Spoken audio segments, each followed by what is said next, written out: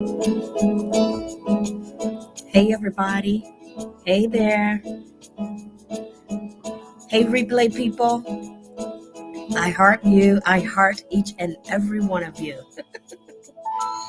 We generally give just a few moments for live people to join us. So, hi to all my replay people as live folks join. I heart you. I heart you, heart you, heart you. Peekaboo. If it's your first time joining us, welcome to the Midday Moment. I'm your host, Dr. Davina Jones. The Midday Moment, it is the place right here in the middle of the day, usually, where we remind ourselves to expect great things.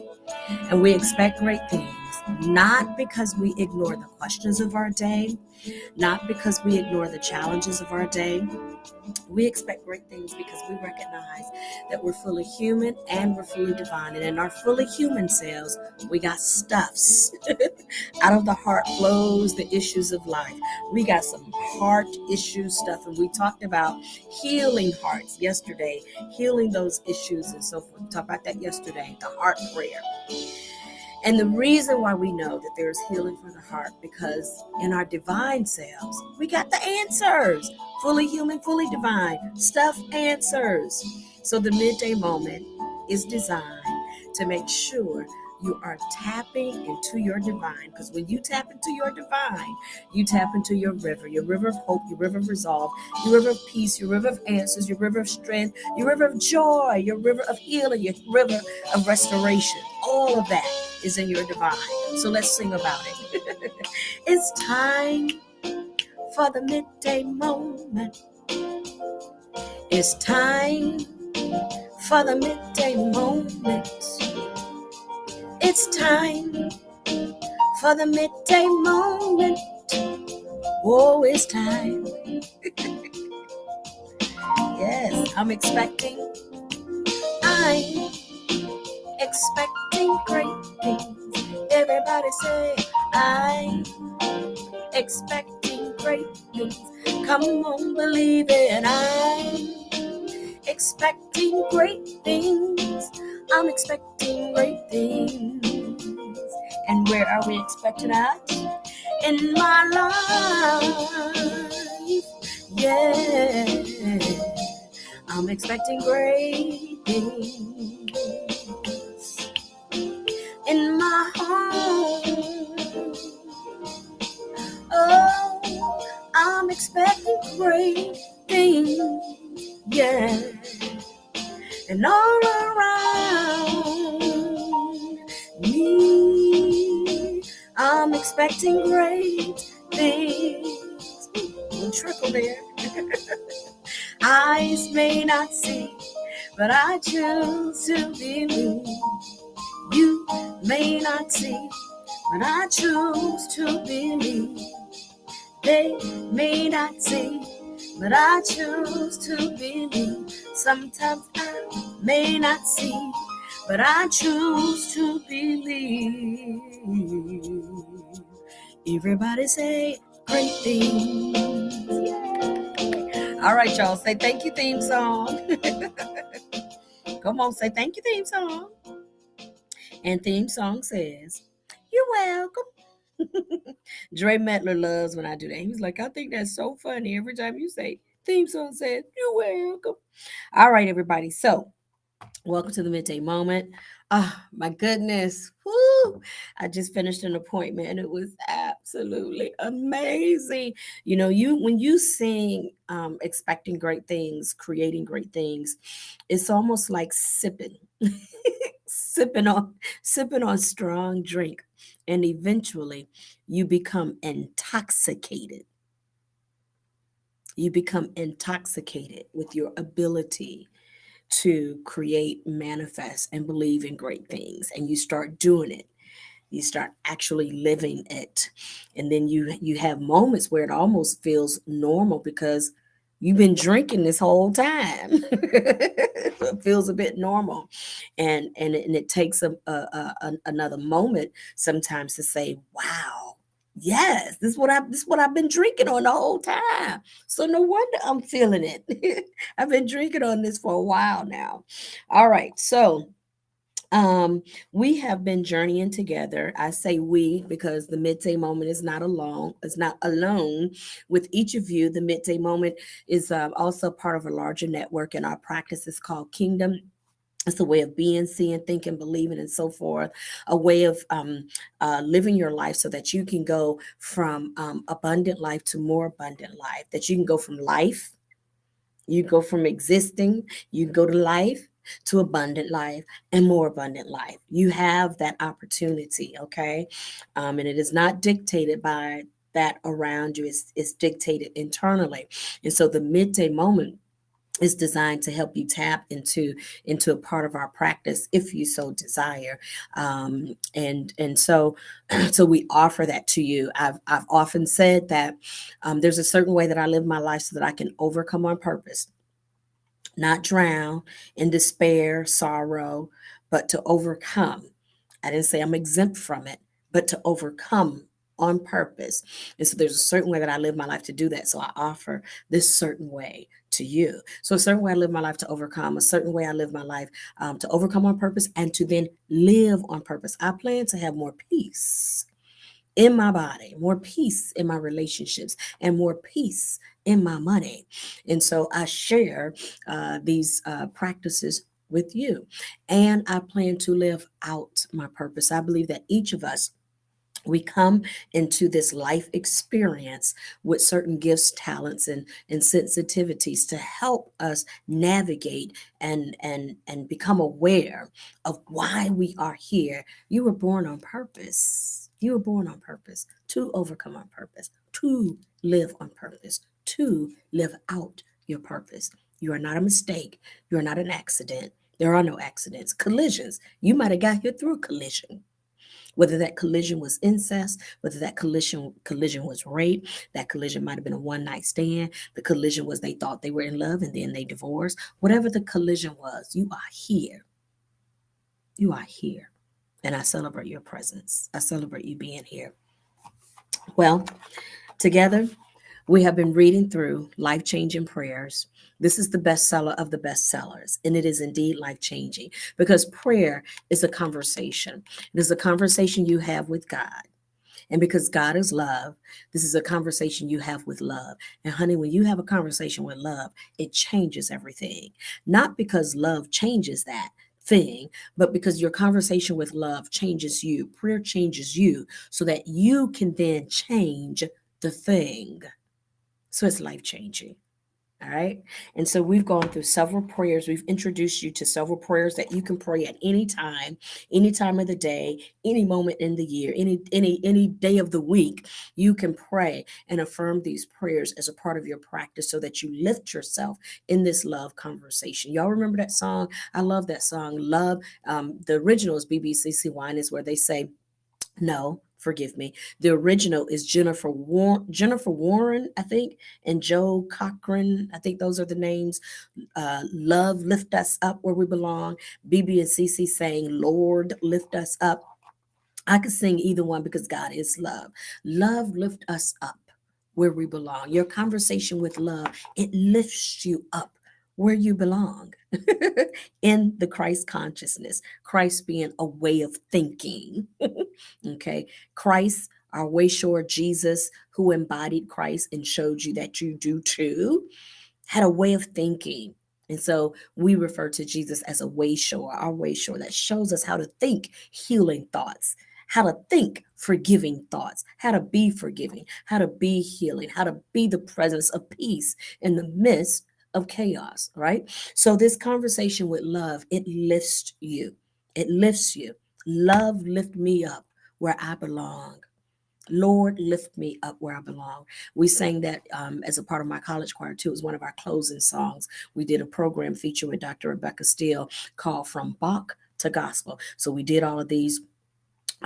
We normally started with a Bach anthem from the Baroque era, and then we do some operatic pieces and some show tunes, some patriotic tunes, and then we do a whole second half of spirituals going into gospels. And we often end it with Lord, lift me up where we belong. Ruthie Brown, if you're watching, salute to you because you used to sing that song, honey. You and Clifford Humes. Lord, lift us up where we belong. Love, lift us up. That's what this conversation does. That's what prayer does. And these prayers are designed to help lift you up. Okay. All right. So the prayer that we are focused on today is called It's called jealousy. The jealousy prayer. My gosh. Jealousy.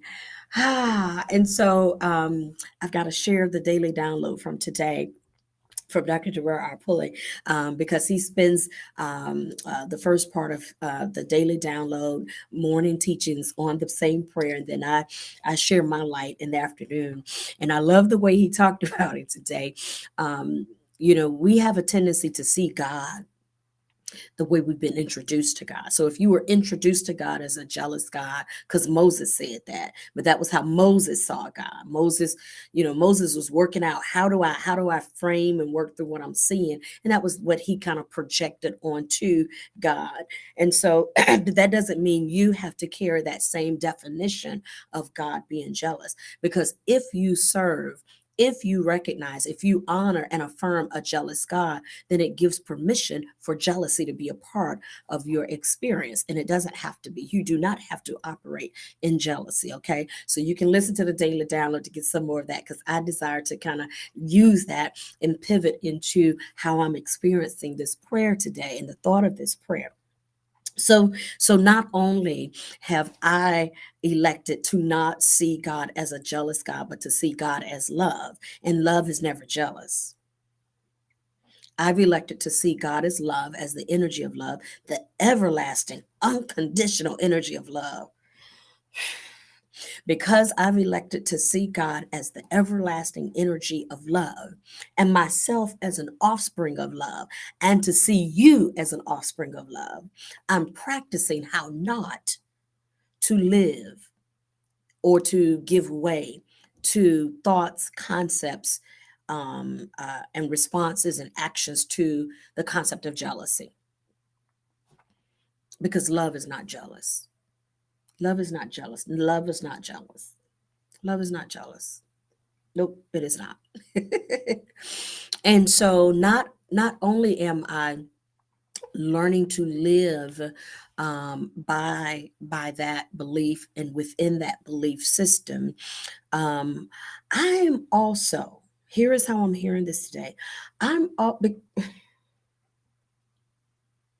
I'm also learning that jealousy means not being jealous of my previous experiences, exposures, celebrations, and so forth. And that might sound a little strange, but let me take you into the jealousy prayer, and then I'll elaborate. All right. So the scripture of jealousy says, "Love." This is from Song of Solomon, 8 Songs of Songs. Okay, in the Kingdom Study Bible, because we're Dr. Pulley, along with supporters and so forth. Um, is writing the Kingdom Study Bible. So, writing the Bible, interpreting the Bible from this kingdom perspective of God is love. Very different than how we may have been introduced to the energy of God and the energy of love. So from Song of Songs 8, verse 6, Kingdom Study Bible, love is strong as death. Jealousy is cruel as the grave. Jealousy, the outcome, the fruit of jealousy is very cruel. Love is very strong. It's as potent as you tend to see death. It's as potent as you, which is interesting, because that means if you see death as a potent, just like it's gripping. Love is that. Love is gripping. Love can be gripping in the best of ways. Love grips you. It can arrest you and allow you to live out its fruit of peace, of joy, of patience, faith, and goodness, and meekness, and temperance. Love is that potent that it can bear the kind of fruit that allows you to live out your life in miraculous, what we might call miraculous ways. Like, how does she do that? How does one do that? It's called love. you know Love has its own strength. And jealousy is as cruel as the grave. So using that scripture, we then implement a denial. What we reject. Okay. And so the denial here is, I release and let go of jealousy. I do not need to be jealous of anyone. I release and let go. So I say that to go back to the light that I'm experiencing this prayer in, which is, I'm not afraid to let go. Jealousy is when you can't let go of the opinion or the concept that that's good. Yes, it is good. Okay, done with it. Next. That's great. Done with it. Next. Why do I say that? Because I was in a meeting today, and one of the things that came up in the meeting is not being afraid, because you experience a good idea, you experience a great moment, and not being afraid to let go of that moment for what it was, so that you don't end up living in the jealousy of that moment, competing with another, because that's what jealousy does. Jealousy competes. And it's so important that you learn to celebrate and let go of that moment. Celebrate it. Yay! Celebrate it. Celebrate him, her, they, them. Celebrate. Let it be what it is. Because if you hold on to it and you don't know how to let go and release it in celebration, release it in celebration, release it in celebration. Yay! Release it in celebration. Yay! When you don't know how to release in celebration, you end up holding on to competition, which is jealousy. And you end up you self-destruct. It's like you even eat your own potential. You eat away at your own potential. When you stay in jealousy, you eat away at your own potential. When you cannot release someone in celebration, when you cannot release a moment in celebration, when you cannot even release your own accomplishment in celebration, you then make that previous accomplishment in competition with your potential. It took me a minute to get to that, what I was saying, but thank you for your patience for letting me talk it out, because that's what I was feeling. And I don't always have a robust conversation before I come on. So I'm very often in real time. And so you have it within you to release in celebration, so that that thing that you are Powering celebrating, off. that thing that you're celebrating, it gets to live on its own, and you not be in a competition with it, because you step into your own, or you step into a new of your own.